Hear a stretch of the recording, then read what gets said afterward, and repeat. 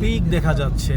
এই দুটো দিয়েই শুনানি করতে হবে, সেটা আমি এখন এই দুইটা জিনিস দিয়েই কথা বলতে হবে। তুমি দুইবার শোনা বলে তুমি যেহেতু হেলাল ভাই তো ইয়া নাই, নেট নাই, ভাই না একজন তো সে যে দুইটা রিপোর্ট দুই রকম, একটা হলো আইনের ব্যাখ্যা দিচ্ছে, সে আইনের ব্যাখ্যা দেওয়ার রাইট নেই, এক নম্বর। দুই নম্বর হলো সে বাদীর উপস্থিতিতে এই ইনকোয়ারি করে নেই, পোখরা বাদীকে জানাই নেই এবং কোনো সাক্ষীও রাখে নাই। এই পয়েন্টগুলো বলে দিলাম, সে যে দুইবার ইনকোয়ারি করা, দুইবার একবারও সে সাক্ষী রাখে নাই, দেখেন কোনো সাক্ষীর নাম দেয় নাই, তার মোবাইল নাম্বার দেয় নাই এবং বাদীকে ইনফর্ম করে নাই। এটা কোনো সঠিক তার কোনো রিপোর্ট হয় নাই এবং সে শুধু আইনের ব্যাখ্যা দিয়া এড়িয়ে গেছে। আইনের ব্যাখ্যা দেওয়ার তার কোনো রাইট নেই। আর একটা হলো সে মাপার সময় ছিল, মাপার সময় আসামিরা ওই মাপের কাগজের মধ্যে আসামিরা সিগনেচার করেছে, কিন্তু ওই বন্দি শেষ জায়গার কাছে এখন বাদীদের যেতে দেয় না, যাইতে পারে না। ঠিক আছে, এই পয়েন্টগুলো তুমি তুলে নোট করে রাখো, আর বলে দাও। তার মাইনুরও বলে রাখছি, যদি শুনানি করি তাই হেলাল আর মাইনুর দুজনে করতে পারবে এই দুটা কাগজ দিয়ে। ঠিক আছে, আমি যে পয়েন্টগুলো বললাম এটা হেলাল ভাইরে বলে দেবো, কেমন?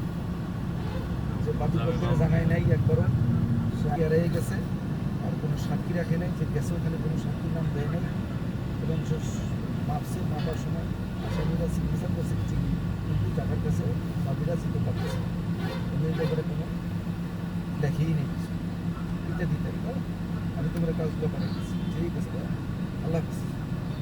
আচ্ছা, আর যদি টাইম দেয় তা তো দিবি।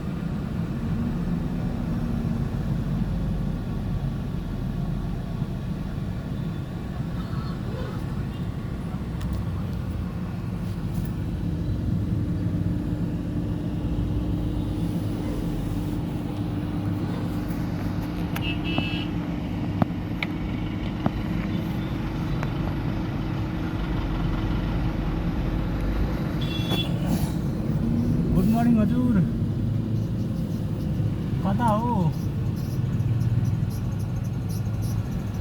खाना di bang bah? Habis, tala di dolang ini.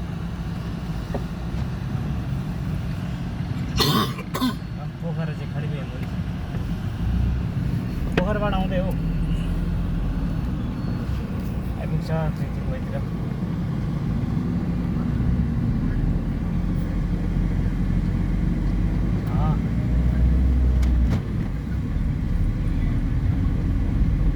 ल पुऱ्याइदिन्छु भने